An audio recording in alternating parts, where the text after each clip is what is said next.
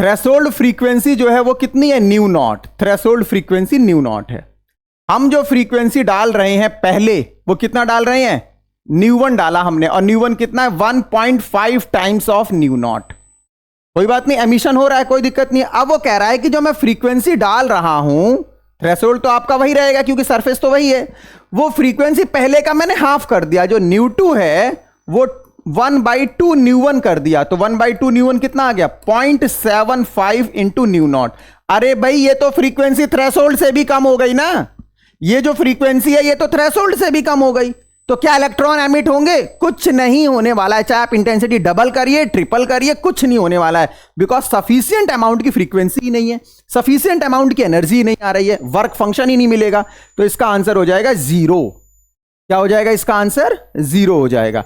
तो आप सी पर क्लिक करते और एक कदम जेई एडवांस की तरफ होता आपका। मेरे प्यारे बच्चों, आपके पास जो समय है इसका सही इस्तेमाल कीजिए, क्योंकि अगर आप सही समय का इंतजार करेंगे तो पूरा जीवन कम पड़ जाएगा। So hello engineers, welcome to all in your channel Nandu भैया फिजिक्स वाले। आप सभी का स्वागत है आपके अपने चैनल नंदू भैया फिजिक्स वाले में। जैसा कि आप सभी को पता है कि हम जेई मेंस टारगेट 2025 स्टार्ट कर रहे हैं। इसमें हम लोग क्या करेंगे कि लास्ट 15 इयर्स के PYQ जो एग्जाम में पूछे गए हैं उसको शॉर्ट ट्रिक से सॉल्व करने की कोशिश करेंगे, और किस तरीके से टाइम मैनेजमेंट किया जा सकता है, टाइम मैनेजमेंट पर हम लोग वर्क करेंगे। तो इसमें हम लोग क्या करेंगे कि पहले एक 11th क्लास का चैप्टर लेंगे और साथ में एक 12th क्लास का भी चैप्टर लेंगे। तो हम लोग 11th क्लास में वॉल्यूम 2 से स्टार्ट कर रहे हैं, और वॉल्यूम 2 में हम लोगों ने properties of bulk matter start किया है। तो प्रॉपर्टीज ऑफ बल्क मैटर का जो चैप्टर सॉलिड है, इस सॉलिड चैप्टर के जो 2024 इट मींस 2024 में जनवरी, फरवरी और अप्रैल तीनों सेशन में जो भी क्वेश्चंस पूछे गए हैं, सभी क्वेश्चंस को हम लोग स्टार्ट करते हैं और ये देखते हैं कि कितनी जल्दी टाइम मैनेजमेंट के साथ क्वेश्चन को सॉल्व कर सकते हैं। सो प्लीज जल्दी से आप अपने कॉन्सेप्ट को रेडी करने के लिए तैयार हो जाइए। चले पक्का, आइए चलते हैं। चलिए फिर हम लोग स्टार्ट करते हैं आज का सेशन। देखो, आज का सेशन स्टार्ट करने से पहले मैं थोड़ा सा आपको बताना चाहूंगा कि अगर आपने dual nature of radiation and matter का बेसिक कॉन्सेप्ट नहीं पढ़ा हुआ है, इट मींस थ्योरी को कंप्लीट नहीं किया हुआ है, तो थ्योरी का लिंक मैंने डिस्क्रिप्शन में शेयर कर दिया है।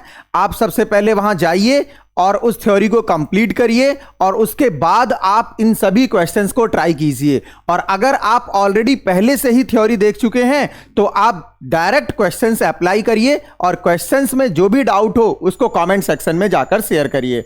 देखिए, ये जो सेशन है हमारा, ये 2024 के PYQ का है, जो 2024 में dual nature of radiation and matter से क्वेश्चंस पूछे गए हैं, ये सभी क्वेश्चंस हम लोग डिस्कस करने वाले हैं। तो आइए हम लोग स्टार्ट करते हैं फटाफट। देखिए, ये जो फर्स्ट क्वेश्चन है हमारा, ये 2024 अप्रैल वाले सेशन में आया हुआ है। देखिए, आपको पता होना चाहिए कि जो भी लाइट आ रही है वो दो जगह खर्च होती है। फोटो इलेक्ट्रिक इफेक्ट में जो रेडिएशन आता है उसकी एनर्जी दो जगह खर्च होती है, एक वर्क फंक्शन में और एक काइनेटिक एनर्जी में। ठीक है, ये आप लोगों ने लेक्चर में देख रखा है, जो बेसिक लेक्चर है हमारा। तो यहां अगर मैं देखूं इस क्वेश्चन में क्या बोला गया है, UV light of 4.13 electron volt, it means जो रेडिएशन है, रेडिएशन की एनर्जी कितनी है, 4.13 electron volt, is incident on a photo sensitive metal surface having work function 3.13 electron volt. Maximum kinetic energy बतानी है। यार मजाक हो रहा है, ये इतना सिंपल क्वेश्चन। देखना जरा, एनर्जी कहां जाएगी, जो एनर्जी आ रही है ये एनर्जी दो जगह जाएगी, एनर्जी जो होगी वो दो जगह जाएगी, work function plus kinetic energy में। तो काइनेटिक एनर्जी कितना हो जाएगा, energy minus work function, energy कितना है 4.13 minus 3.13, that is 1 electron volt. तो ऑप्शन नंबर बी जो है वो करेक्ट होता, और एक कदम जेई एडवांस की तरफ। बात समझ में आ रही है? ये मैं आपको जेई मेंस के क्वेश्चन करा रहा हूं, आपको शॉक्ड नहीं होना है कि इतने सिंपल क्वेश्चन भी आते हैं जेई मेंस में। आप देखिए, आप लोगों ने अपने दिमाग में जो डर क्रिएट कर रखा है ना जेई मेंस का, उसको देखिए। आइए नेक्स्ट क्वेश्चन देखिए। ये वाला क्वेश्चन भी जेई मेंस 2024 अप्रैल वाले सेशन में पूछा गया है। देखना मेरे बच्चों, प्रोटॉन है, इलेक्ट्रॉन है और अल्फा पार्टिकल है, सभी के पास सेम एनर्जी है। इट मीन सभी के पास सेम काइनेटिक एनर्जी है। There de Broglie wavelength will be compared as, भाई डी ब्रॉगली वेवलेंथ और आपका किसमें काइनेटिक एनर्जी में क्या रिलेशन होता है? Lambda equal to h upon under root 2km, यही होता है, अंडर रूट 2km। ये सभी फॉर्मूले मैं आपको बार बार बोल रहा हूं कि अगर आपने बेसिक लेक्चर नहीं देखा है तो आप डिस्क्रिप्शन में जाइए, वहां मैंने लिंक शेयर कर रखा है और वहां मैंने वन शॉट डुअल नेचर का रेडिएशन जो है, इसके जो हमारे थ्योरी वाले टॉपिक्स हैं वो सभी मैंने डिस्कस किए हुए हैं। तो ये जब मैं लेक्चर सेशन ले रहा हूं तो यहां पर मैं ये मानकर चल रहा हूं कि आपको सभी फॉर्मूले आते होंगे मेरे बच्चों, ठीक है ना। तो देखिए फॉर्मूला क्या होता है डी ब्रॉगली में, lambda equal to h upon under root 2km। तो कितना हो जाएगा? Lambda is inversely proportional to under root m, अगर काइनेटिक एनर्जी सेम है तो आप देखना जरा, जिसका मास सबसे ज्यादा होगा उसका डी ब्रॉगली सबसे कम होगा। तो मास जो होता है वो अल्फा पार्टिकल का मास जो होता है वो सबसे ज्यादा होता है, फिर प्रोटॉन का होता है और सबसे कम होता है इलेक्ट्रॉन का। तो डी ब्रॉगली वेवलेंथ जो होगी अल्फा की सबसे कम होगी, फिर प्रोटॉन की और सबसे ज्यादा इलेक्ट्रॉन की। आप देखिए जरा ऐसा ऑप्शन कहां पर मैच कर रहा है। अगर मैं सही से देखूं तो ये जो ऑप्शन नंबर हमारा बी है, ये ऑप्शन नंबर बी फिर से सही हो गया। कितने सिंपल क्वेश्चंस आ रहे हैं भाई, आप समझो जरा।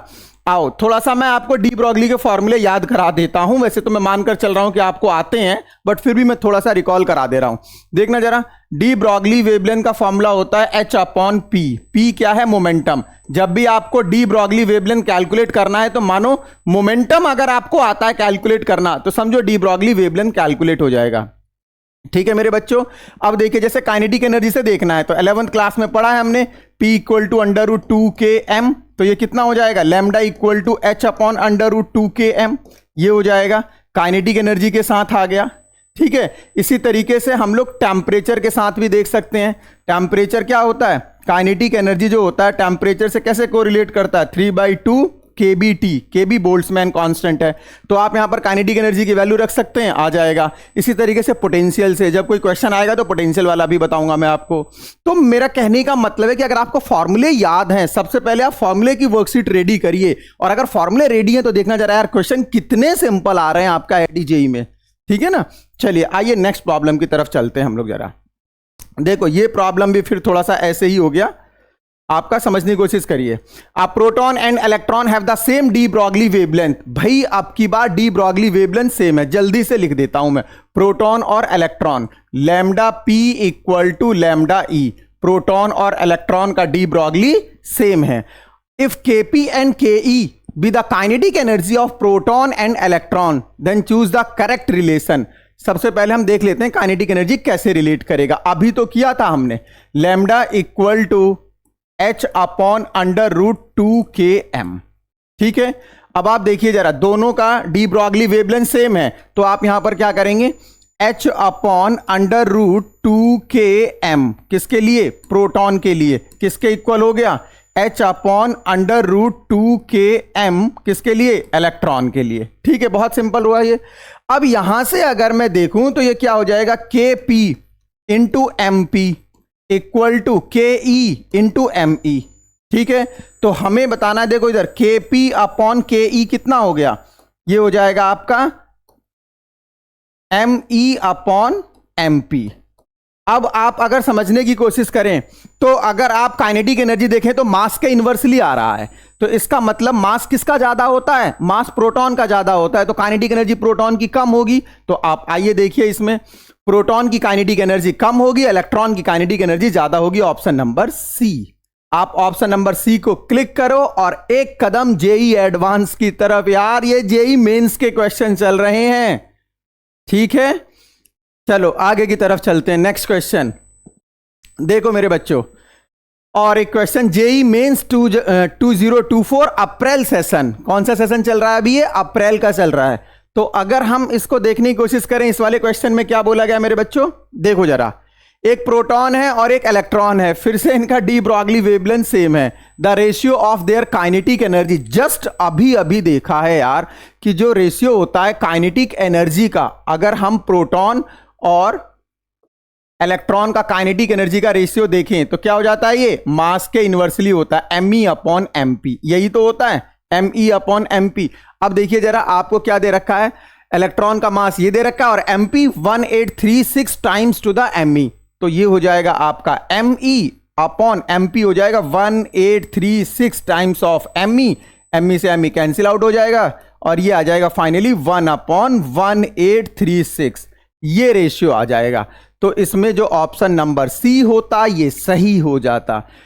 इट मींस जब आप एग्जाम हॉल में बैठे हैं तो ये प्रेजेंस ऑफ माइंड का भी गेम है। ये क्वेश्चन तो बहुत इजी आया लेकिन आपने जल्दीबाजी में गलत कर दिया। आप समझ सकते हैं परसेंटाइल कितना ड्रॉप हो जाएगा अगर आप इजी क्वेश्चन को एग्जाम में गलत करके आते हैं। तो वो एग्जाम जो होगा उसमें जो रैंकिंग होगी आपकी वो काफी पीछे चली जाएगी, क्योंकि आपने गलत किया, सबने गलत नहीं किया है।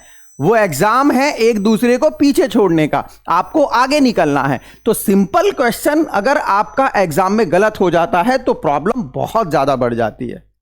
ठीक है, तो ओवरऑल ये प्रेजेंस ऑफ माइंड को भी चेक किया जाता है कि उस एग्जाम हॉल में बैठकर वो जो आईआईटी जेई का सपना आपने ले रखा है, उसका प्रेशर आपने अपने ऊपर क्रिएट कर रखा है, उस प्रेशर को कैसे टैकल करते हैं आप।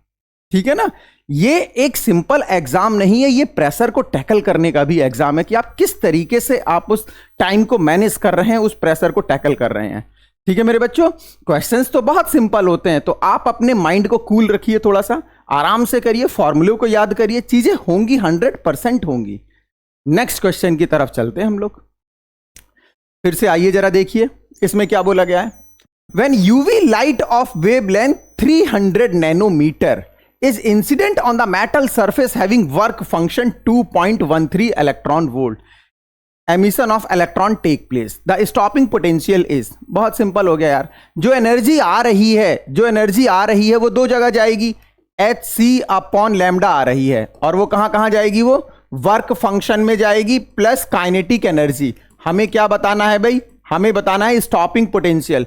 ठीक है मेरे बच्चों, देखो जरा इधर, अब hc/λ equal to phi not, stopping potential कितना हो जाएगा, eV0। इस टाइप से कर लेंगे आप। तो अब आपके पास HB है, CB है, देखो H और C का मल्टीप्लाई सीधे आपको कितना रखना है, 1240 इलेक्ट्रॉन वोल्ट में। ठीक है, तो आप इसको सॉल्व कर सकते हैं, कोई दिक्कत नहीं है, और यहां से सीधे सीधे फॉर्मूले में वैल्यू डालिए, आंसर आ जाएगा ऑप्शन नंबर बी, 2 वोल्ट आएगा। आप डायरेक्ट कैलकुलेशन करिए, कोई प्रॉब्लम नहीं है। नेक्स्ट प्रॉब्लम की तरफ चलते हैं। देखिए, जब हमने फोटो इलेक्ट्रिक इफेक्ट किया था, थ्योरी वाला जब लेक्चर देखा था हमने, तो वहां पर मैं आपको बार बार बता रहा था कि फोटो इलेक्ट्रिक इफेक्ट से हमने क्या किया, लाइट का पार्टिकल नेचर प्रूफ किया। ठीक है, और ये क्वेश्चन भी बनता है कि जो वेव थ्योरी है लाइट की, वहां से हम लोग लाइट के पार्टिकल नेचर को प्रूफ नहीं करते हैं। ठीक है ना, तो आइंस्टीन को इसके लिए नोबेल भी है कि आपका जो फोटो इलेक्ट्रिक इफेक्ट है वहां से लाइट के पार्टिकल नेचर को हमने प्रूफ किया था। अब देखिए क्वेश्चन क्या कह रहा है, which of the following phenomena does not explain wave nature of light.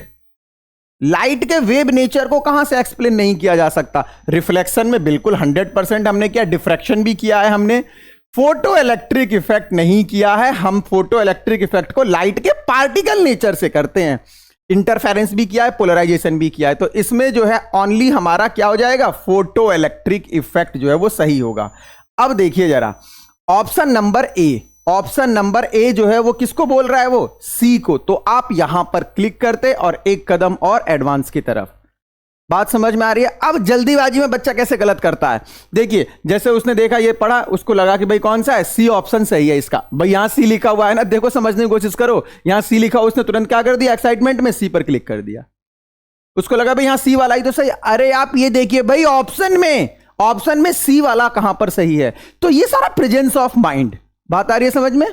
चलिए आगे की तरफ चलते हैं, एक और प्रॉब्लम देखते हैं। भाई देखो इसमें क्या बोला गया है, in photoelectric experiment energy of 2.48 electron volt is irradiated a photon sensitive material, the stopping potential was measured to be 0.5 volt, work function of the photosensitive material is। भैया बहुत सिंपल है, देखना जरा, पहले तो आप ये समझिए, जो आपको पोटेंशियल दिया रहता है वोल्ट में, ये मैंने कितनी बार आपको बताया बेसिक क्लास में भी, अगर स्टॉपिंग पोटेंशियल वोल्ट में है तो यही क्या बनेगा, काइनेटिक। जैसे मान लो 5 वोल्ट है, 5 वोल्ट है, तो काइनेटिक एनर्जी जो होगा ना 5 इलेक्ट्रॉन वोल्ट भी यही बनेगा, ये काइनेटिक एनर्जी बन जाएगी आपकी इलेक्ट्रॉन वोल्ट में। तो ये आपको पता होना चाहिए। अब टोटल कितनी एनर्जी आ रही है भाई, टोटल एनर्जी आ रही है आपकी 2.48। ये दो जगह जाएगी, कहां कहां, वर्क फंक्शन में प्लस काइनेटिक एनर्जी में। तो काइनेटिक एनर्जी कितना हो जाएगा,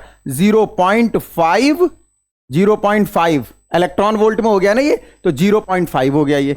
अब आप देखिए जरा, फाई नॉट इक्वल टू कितना हो जाएगा, 2.48 माइनस 0.5 कितना आ जाएगा, ये आ जाएगा 1.98 EV।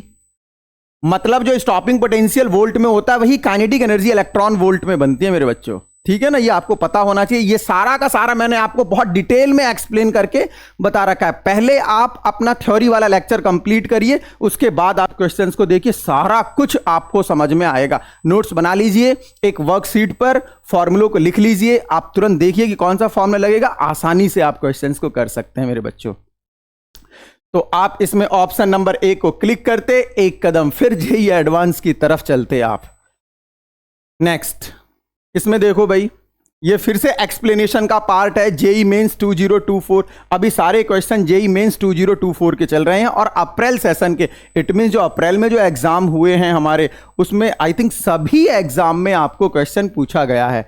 वो डिटेल भी मैं लेकर आऊंगा कि कौन से शेड्यूल में कितने क्वेश्चंस पूछे गए थे, फरवरी वाले में कितने पूछे गए थे, जनवरी वाले में कितने पूछे गए थे और अप्रैल वाले में किस टॉपिक से। ये पूरा एनालिसिस हम लोग करेंगे चैप्टर के लास्ट में, ठीक है।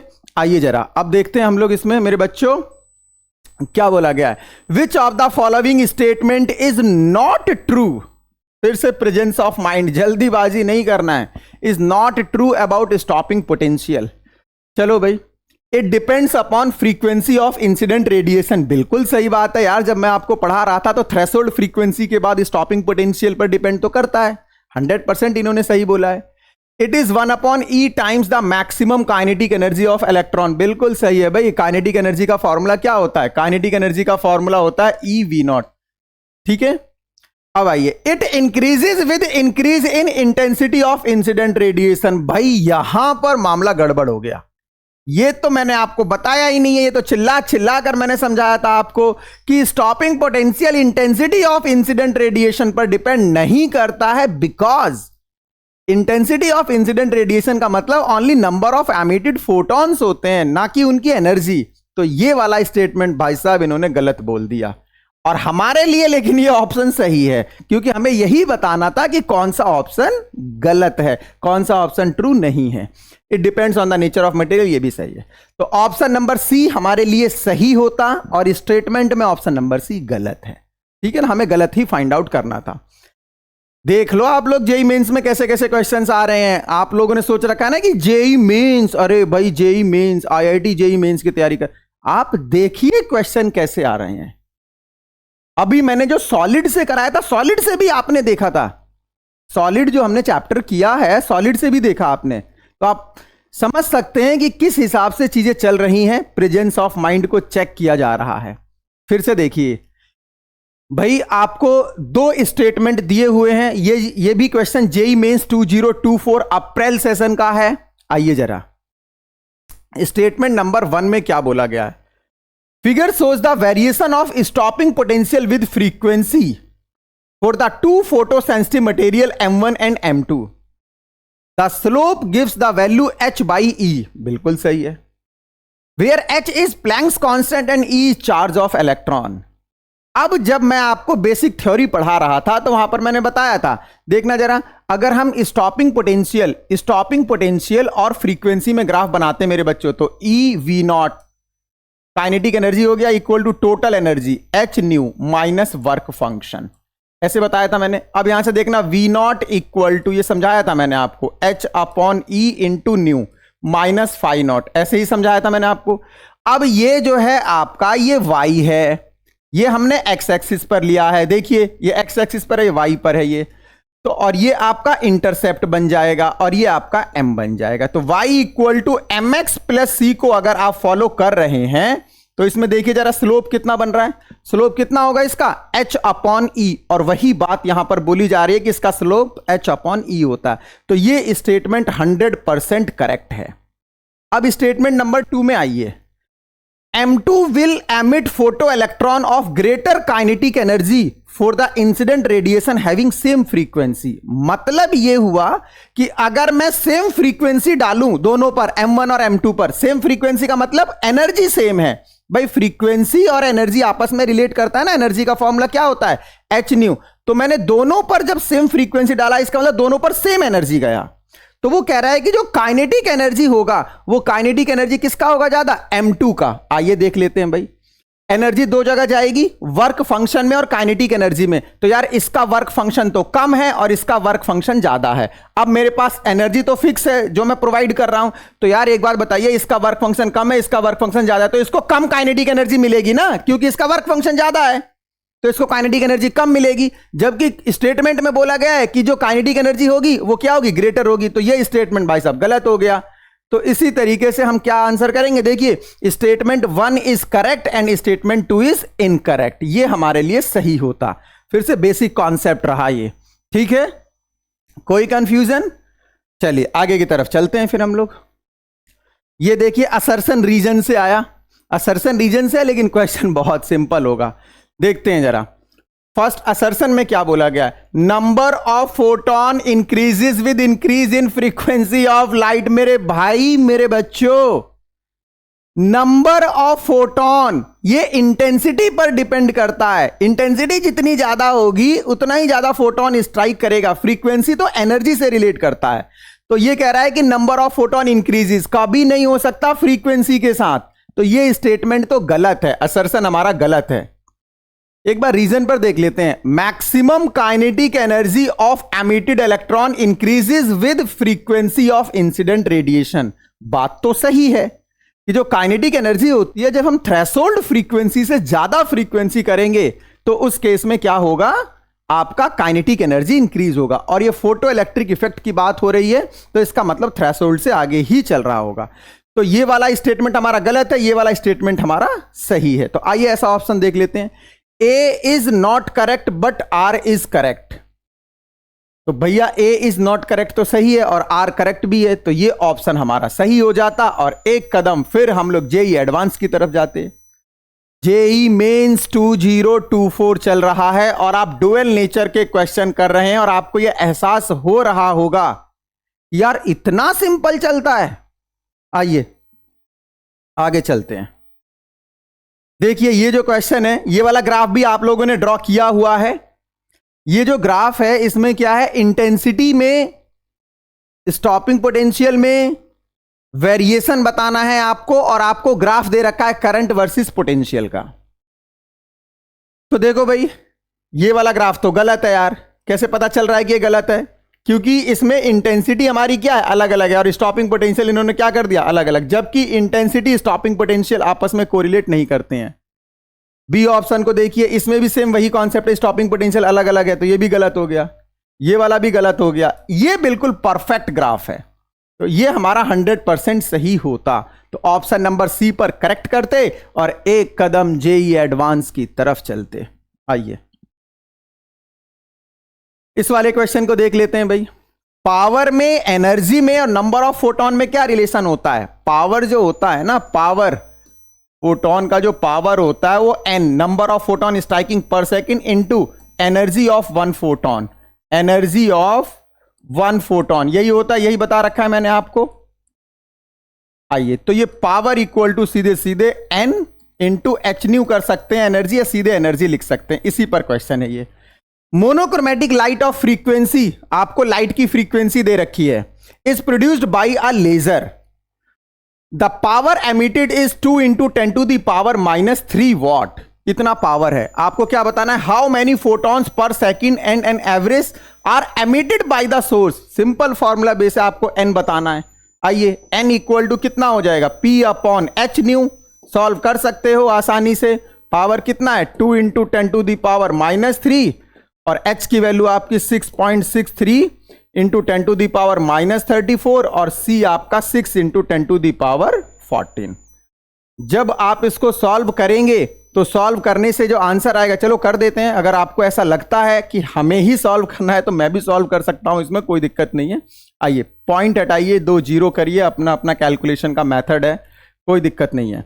तो ये जो हो जाएगा 2 3 जा 6, तो ये हो जाएगा आपका कितना, पावर को बैलेंस करिए, 10 टू द पावर -3 है यहां पर, 10 टू द पावर -34, तो नीचे -20, ऊपर जाएगा तो कितना हो जाएगा, प्लस का 2 और है तो 22 हो जाएगा। तो ये हो जाएगा 1/663 into 3 into 10 to the power कितना, 10 टू द पावर हो जाएगा प्लस का 19। जब आप इसको डिवाइड करेंगे तो सीधे सीधे आंसर आएगा भैया, कर लेना राउंड ऑफ करके, इतना आता है, कोई दिक्कत वाली बात नहीं है। चलिए जरा आगे की तरफ चलते हैं। ये देखिए, आप एक बात बताइए जरा मेरे को, जब भी किसी इलेक्ट्रॉन को एक स्टेट से दूसरे स्टेट में पहुंचाना होता है तो उस केस में जो एनर्जी हम प्रोवाइड करते हैं, समझो जरा, जैसे मानो कि यहां से एनर्जी स्टेट E1 है और आप यहां पर एनर्जी स्टेट पर पहुंचाना चाहते हैं, तो आपको जो एनर्जी देनी होती है वो बैंड गैप के इक्वल देनी होती है। तो जो आप एनर्जी प्रोवाइड करेंगे वो कितना प्रोवाइड करेंगे, डेल्टा E बैंड गैप, जो कि E2 माइनस E1 होगा, ये बैंड गैप के इक्वल प्रोवाइड करेंगे। बात आ रही है समझ में? जो बैंड गैप है उस बैंड गैप के इक्वल आप यहां से एनर्जी प्रोवाइड करेंगे। ये बोहर का आपका पोस्टुलेट है, कोई बात नहीं, आपने जो अगर चैप्टर एटम वाला नहीं पढ़ा है तो आप उसको भी पढ़ लीजिए, हो जाएगा, कोई प्रॉब्लम नहीं है। अब देखिए जरा क्या बोल रहा है, conductivity of photodiode start changing only if the wavelength of incident light is less than 660 nanometre. The band gap of photodiode is found to be x/8 electron volt, the value of x। बहुत simple हो गया ये भी। मतलब ये जो wavelength है ना, ये वेवलेंथ कौन सी हो गई, ये वेवलेंथ थ्रेशोल्ड हो गई। मतलब जब इससे कम वेवलेंथ होती है ना तभी जाकर कंडक्टिविटी स्टार्ट होती है। इसका मतलब ये हुआ कि अगर इससे ज्यादा वेवलेंथ हो जाएगी तो बात नहीं बनेगी। तो ये आपका थ्रेशोल्ड वेवलेंथ है, और ये थ्रेशोल्ड वेवलेंथ कितनी हो रही है, कितनी एनर्जी प्रोवाइड करेगा, x/8 इलेक्ट्रॉन वोल्ट, क्योंकि इसके बीच का जो गैप है वो गैप कितना दे रखा है इन्होंने, x/8 इलेक्ट्रॉन वोल्ट। तो आप जो एनर्जी प्रोवाइड करेंगे वो x/8 होना चाहिए। आइए देखिए जरा, hc/λ ये एनर्जी होगी, और ये कितनी होनी चाहिए, x/8 electron volt, x/8 electron volt, इतना हो गया। अब आप इसको सॉल्व कर सकते हैं भाई। सॉल्व कैसे कर सकते हैं, h दे रखा है, c दे रखा है, लैम्डा दे रखा है। इलेक्ट्रॉन वोल्ट को किस में कर लीजिए, जूल में कर लीजिए। तो ये हो जाएगा 6.6 इंटू 10 टू द पावर -34, और आपका ये c हो जाएगा 3 into 10 to the power 8। Lambda की वैल्यू आपको दे ही रखी है कितनी, 660 nanometre into 10 to the power -9। अब थोड़ा सा यहां देखिए जरा, x/8 है तो ये x/8, और EV में था तो इसको मैं 1.6 इंटू 10 टू द पावर -19 करके जूल में कर दे रहा हूं। चलो भाई सॉल्व कर लो, x के लिए सॉल्व करना है। तो देखिए पॉइंट हटाइए, 1 0 यहां इंक्रीज कीजिए, ये 10 टाइम्स चला जाएगा, ये 10 टाइम्स चला जाएगा, ये 10 और 10 100 और यहां पर कितना है, माइनस का 9 है यहां पर, तो कितना बचेगा, माइनस का 7। मतलब कैलकुलेशन है, आप कर सकते हैं, चाहो तो मैं डायरेक्ट इसमें बता सकता हूं कि x आपका 15 आएगा। अगर आप यहां सॉल्व करेंगे ना तो जो x आएगा एग्जैक्ट सीधे सीधे कैलकुलेशन है, 15 आएगा, आप कर सकते हैं। अब मैं यहां पर पॉइंट वगैरह बताऊंगा तो थोड़ा सा जो है वो कैलकुलेशन का पार्ट है, वो आप कर सकते हैं। नहीं आता कॉमेंट सेक्शन में जाइए, बताइए कि हमारा x = 15 नहीं आ रहा है। 100% x = 15 नहीं आता, इसमें कैलकुलेशन करनी है, सीधे सीधे मल्टीप्लाई करनी है, डाटा बहुत सिंपल है, ठीक है। चलिए आगे की तरफ चलते हैं। देखिए इस वाले क्वेश्चन में फिर से ये डी ब्रॉगली से है मेरे बच्चों। The de Broglie wavelength of a proton and an alpha particle are lambda and 2 lambda. The ratio of the velocity of proton and alpha particle. मैंने आपको बता रखा है जब भी हम रेशियो वगैरह देखते हैं तो प्रोटॉन में क्या लेते हैं भाई, हम प्रोटॉन में क्या लेते हैं, 1h1, इसके बाद ड्यूट्रॉन में क्या लेते हैं भाई, ड्यूट्रॉन में 1h2, और इसी तरीके से जो ट्रिटियम होता है हमारा ये, इसमें हम लोग 1h3 कंसीडर करते हैं, और अल्फा हम लोग हीलियम को समझते हैं 2He4 को। अल्फा जो हम समझते हैं वो किसको समझते हैं, हम हीलियम को। तो अगर मैं इसको सॉल्व करूं मेरे बच्चों तो सॉल्व करने में देखिए जरा इधर समझिए, ये कॉन्सेप्ट था, मैंने आपको पहले भी बता रखा है। नीचे वाला आपका चार्ज नंबर होता है, तो ये हो जाएगा Q, ये हो जाएगा M, ठीक है।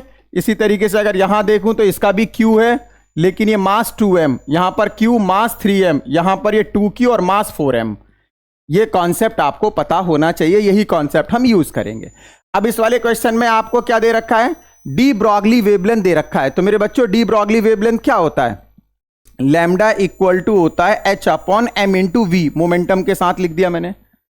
तो आप देखिए जरा, आपको जो रेशियो फाइंड आउट करना है velocity of proton to the alpha, तो यहां से पहले वेलोसिटी का फॉर्मूला निकालिए। वेलोसिटी का जो फॉर्मूला हो जाएगा v equal to h upon m into lambda. आइए v proton upon v alpha, ये कितना हो जाएगा, m alpha into lambda alpha upon m proton into lambda proton, m proton into lambda proton. चलो वैल्यू डालो, अब यहां पर वैल्यू डालोगे तो आसान हो जाएगा। m अल्फा कितना होता है, 4 टाइम्स 4m अपॉन प्रोटॉन का तो m ही होता है, लैम्डा अल्फा आपको कितना दे रखा है, 2 lambda into lambda proton lambda. तो जब आप इसको सॉल्व करेंगे तो कितना आ जाएगा, 8:1 आ जाएगा। तो आंसर क्या हो जाएगा इसका, 8:1। तो ये ऑप्शन आपका सही होता। इसमें 1:8 भी दे रखा है, तो फिर से प्रेजेंस ऑफ माइंड आपका चेक होता, जल्दीबाजी में गलत ना हो जाए, ठीक है ना। आप समझ रहे होंगे ये एग्जाम किस चीज का है, मैं बार बार बोल रहा हूं, ये एग्जाम इसी चीज का है कि आप किस हिसाब से प्रेशर को टैकल कर रहे हैं वहां बैठकर। नेक्स्ट प्रॉब्लम की तरफ चलते हैं। जेई मेंस 2024 फरवरी वाले सेशन में आया हुआ था, ये भी फरवरी वाले सेशन में आया हुआ है, समझो भाई। इसमें क्या बोला गया, in a photoelectric effect experiment of frequency 1.5 times the threshold frequency is made to fall on the surface of photosensitive material, on the surface of photosensitive material. Now if the frequency is half and intensity is double, the number of photon electron emitted will be. देखना यार, थोड़ा सा दिमाग लगाना है। Threshold frequency जो है वो कितनी है, new not, threshold frequency new not है। हम जो फ्रीक्वेंसी डाल रहे हैं पहले, वो कितना डाल रहे हैं, न्यू 1 डाला हमने, और न्यू 1 कितना है, 1.5 टाइम्स ऑफ न्यू नॉट। कोई बात नहीं, एमिशन हो रहा है, कोई दिक्कत नहीं। अब वो कह रहा है कि जो मैं फ्रीक्वेंसी डाल रहा हूं, थ्रेशोल्ड तो आपका वही रहेगा क्योंकि सरफेस तो वही है, वो फ्रीक्वेंसी पहले का मैंने हाफ कर दिया, जो न्यू 2 है वो 1/2 न्यू 1 कर दिया। तो 1/2 न्यू 1 कितना आ गया, 0.75 इंटू न्यू नॉट। अरे भाई ये तो फ्रीक्वेंसी थ्रेशोल्ड से भी कम हो गई ना, ये जो फ्रीक्वेंसी है ये तो थ्रेशोल्ड से भी कम हो गई। तो क्या इलेक्ट्रॉन एमिट होंगे, कुछ नहीं होने वाला है, चाहे आप इंटेंसिटी डबल करिए ट्रिपल करिए, कुछ नहीं होने वाला है, बिकॉज सफिशिएंट अमाउंट की फ्रीक्वेंसी ही नहीं है, सफिशिएंट अमाउंट की एनर्जी नहीं आ रही है, वर्क फंक्शन ही नहीं मिलेगा। तो इसका आंसर हो जाएगा 0। क्या हो जाएगा इसका आंसर, 0 हो जाएगा। तो आप सी पर क्लिक करते और एक कदम जेई एडवांस की तरफ होता आपका। नेक्स्ट, इसे भी देखो भाई, इस वाले क्वेश्चन में क्या बोला गया है, when a metal surface is illuminated by light of wavelength lambda, the stopping potential is 8 volt. When the same surface is illuminated by light of wavelength 3 lambda, stopping potential is 2 volt. The threshold wavelength, आपको threshold wavelength बताना है। देखो इसको हम लोग Einstein की equation से solve कर सकते हैं, उसमें थोड़ा सा टाइम लग जाएगा, 1 से 2 मिनट का टाइम लग सकता है। और आप क्या करिए, इसका फॉर्मूला फ्रेम करके रखिए। फॉर्मूला फ्रेम का मतलब ये हुआ, आप देखिए जब लैम्डा 1 वेवलेंथ है तो V1 स्टॉपिंग पोटेंशियल है, और जब लैम्डा 2 वेवलेंथ है तो स्टॉपिंग पोटेंशियल हो गया V2, ठीक है। तो आपको लैम्डा नॉट की वैल्यू बतानी है, तो आप इसका एक डायरेक्ट फॉर्मूला बना लीजिए और डायरेक्ट फॉर्मूले को एग्जाम से पहले याद रखिए। तो उसमें क्या होगा, सीधे सीधे वैल्यू डालनी होगी, जो कि डायरेक्ट फॉर्मूला में आपको बता देता हूं क्या होता है, फिर मैं आपको डायरेक्ट सॉल्व करके भी दिखाऊंगा। अगर आपके पास डायरेक्ट फॉर्मूला होता तो लैम्डा नॉट जो होता, ये होता है lambda 1 into lambda 2 upon V2 lambda 2 minus V1 lambda 1। और यहां पर अगर आप देखें तो ये हो जाएगा V2 माइनस V1, ये फॉर्मूला बनता है। अगर आप इस फॉर्मूले को याद रख सकते हैं तो बहुत अच्छी बात है, इस फॉर्मूले को याद रखिए और सीधे इसमें वैल्यू डालिए।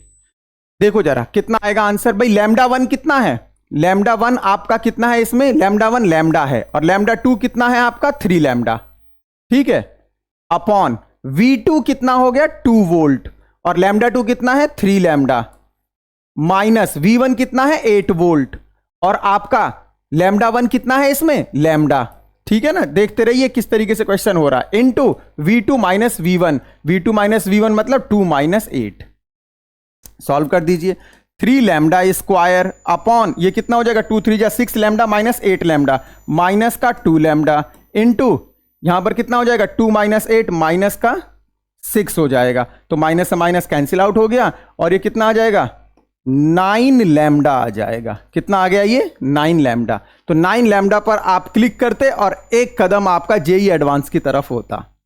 मान लो आपको ये फॉर्मूला याद नहीं है मेरे बच्चों, तब भी कर लेते, कोई दिक्कत नहीं है, बहुत सिंपल है।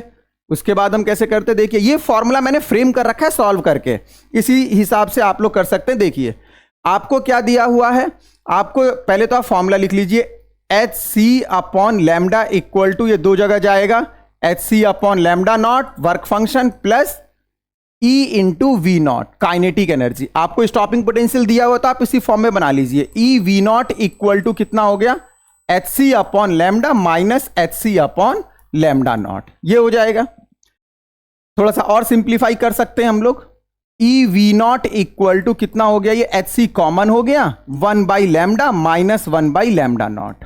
अब देखिए जरा, जब हमने वेवलेंथ कितनी डाली लैम्डा डाली, तो उस समय स्टॉपिंग पोटेंशियल कितना दे रखा है, स्टॉपिंग पोटेंशियल आपको गिवन है, कितना गिवन है 8 वोल्ट, 8 वोल्ट गिवन है। देखिए जब आपने वेवलेंथ लैम्डा लिया तो स्टॉपिंग पोटेंशियल 8 वोल्ट, तो आप डायरेक्ट इस तरीके से भी कर सकते थे जो मैं आपको बता रहा हूं। देखो जरा समझो, E into 8 equal to h c 1 upon lambda minus 1 upon lambda naught, lambda था जब आपने 8 लिया तो, इक्वेशन नंबर 1। इसी तरीके से 2 वोल्ट हो गया E इंटू 2, कब, जब आपने वेवलेंथ कितना कर दिया 3 lambda, 1 upon 3 lambda minus 1 upon lambda not, equation number 2। Divide कर लो भाई, डिवाइड कर लो, 1 को 2 से डिवाइड करो, 1 डिवाइडेड विथ 2, तो जब 1 को आप 2 से डिवाइड करोगे मेरे बच्चों तो कितना आ जाएगा 4 equal to 1 upon lambda minus 1 upon lambda naught upon 1 by 3 lambda minus 1 upon lambda naught, cross multiply कर लीजिए, ये हो जाएगा आपका 4 by 3 lambda minus 4 by lambda naught equal to 1 by lambda minus 1 by lambda naught. आपको lambda naught calculate करना है तो लैम्डा नॉट को एक तरफ कर लीजिए, ये हो जाएगा आपका मेरे बच्चों कितना 4 by lambda naught minus 1 by lambda naught equal to 4 by 3 lambda minus 1 by lambda. तो ये हो जाएगा, यहां एलसीएम लैम्डा नॉट हो गया 4 minus 1 that is 3 equal to, यहां एलसीएम 3 लैम्डा हो जाएगा, और यहां पर कितना आएगा, यहां आ जाएगा आपका 4 माइनस 3। तो फाइनल ओवरऑल अगर आप सॉल्व कर रहे हैं इसको मेरे बच्चे तो कितना आ जाएगा, ये आ जाएगा आपका lambda naught equal to 9 lambda. तो यही आया आंसर। तो ये कंप्लीट एक्सप्लेनेशन था, ऐसे ही वो फॉर्मूला फ्रेम किया गया है, वो जो फॉर्मूला है बिल्कुल इसी हिसाब से फ्रेम किया गया है। तो मेरे हिसाब से तो बेटर, अगर आप जेई मेंस का पेपर देने जा रहे हैं तो आप डायरेक्ट फॉर्मूला याद रखिए यार, थोड़ा सा तो मेहनत करना पड़ेगा ना, थोड़ा सा आप मेहनत नहीं करेंगे तो कैसे काम चलेगा।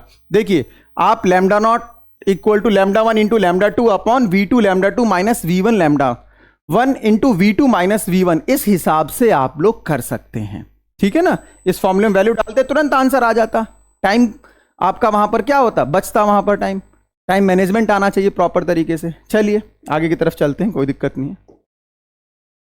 नेक्स्ट प्रॉब्लम देखिए जरा, इस वाले प्रॉब्लम में क्या बोला गया है मेरे बच्चों, the photo electric effect the maximum kinetic energy E के of photoelectron is plotted against the frequency of incident photon shown in figure, the slope of the graph gives। भाई ये जो है आपका, ये भी जनवरी 2024 जेई मेंस में पूछा गया क्वेश्चन है, और जो 2024 का सेशन चल रहा है तो सारे के सारे क्वेश्चन जेई मेंस के ही चल रहे हैं।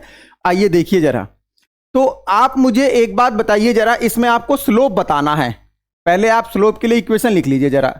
काइनेटिक एनर्जी जो होती है वो दो जगह जाती है, दो जगह कहां कहां पर, टोटल एनर्जी में से वर्क फंक्शन माइनस कर दो। अब देखो ये y हो गया, ये आपका x हो गया, ये आपका c हो गया इंटरसेप्ट, और ये m। तो इसका स्लोप किसको बता रहा है? ये जो m है किसको बता रहा है? प्लैंक्स कांस्टेंट को। ये सारा एक्सप्लेनेशन हम लोगों ने बेसिक क्लास में एक्सप्लेन किया हुआ है। तो मेरा ये कहना आपके लिए बहुत जरूरी है कि आप बेसिक लेक्चर को जरूर जाइए और देखिए, जिसका लिंक मैंने डिस्क्रिप्शन में शेयर कर रखा है जरूर। उसके बाद अगर आप देखेंगे तो कॉन्फिडेंस लेवल अलग ही होगा आपका। तो m जो होगा फाइनली क्या हो जाएगा? वो प्लैंक्स कांस्टेंट को रिप्रेजेंट कर रहा है। तो आप इस पर जाते और एक कदम जेई एडवांस की तरफ। नेक्स्ट अगर हम देखें, देखो इसमें क्या बोला गया है? If the total energy transfer to a surface in time t is 6.48 into 10 to the power 5 joule, इतनी एनर्जी ट्रांसफर हो रही है, then the magnitude of the total momentum delivered to this surface for complete absorption will be. मतलब momentum में और energy में relation पता होना चाहिए आपको। आइए देखते हैं, पहले मैं रिलेशन बना देता हूं। वैसे तो डायरेक्ट फॉर्मूला अगर आप याद रखेंगे तो सही है, बट फिर भी अगर नहीं याद है तो फॉर्मूला फ्रेम किया जा सकता है। एनर्जी होता है हमारा E equal to h c upon lambda, ठीक है, और लैम्डा होता है H अपॉन P। तो अगर मैं एनर्जी देखूं तो ये हो जाएगा एच सी अपॉन लैम्डा की जगह H बाई P। H से H कैंसिल आउट हो गया, तो E इक्वल टू हो गया P into c. Momentum into speed of light, momentum into speed of light, ये फॉर्मूला फ्रेम हो गया। अब हमें मोमेंटम ही तो बताना है, एनर्जी हमें दे रखी है, तो मोमेंटम इक्वल टू कितना हो जाएगा? E upon c. चलो वैल्यू डालो। E कितना है? 6.48 into 10 to the power minus का प्लस 5 अपॉन आपका जो C है वो C हो जाएगा 3 इंटू 10 टू दी पावर 8 हो जाएगा मेरे बच्चों। सॉल्व कर लीजिए, ये आंसर आ जाएगा आपका। कितना आएगा? 2.16 into 10 to the power minus 3। और ये ऑप्शन कौन सा मैच कर रहा है? Option number first. Option number first पर क्लिक करते एक कदम जेई एडवांस की तरफ। बहुत सिंपल रहा। चलिए एक प्रॉब्लम और करते हैं हम लोग। ये देखिए भाई, ये भी जेई मेंस 2024 जनवरी में पूछा गया है। क्वेश्चन में क्या बोला गया? The work function of a substance is 3 electron volt. आपको वर्क फंक्शन दे दिया गया।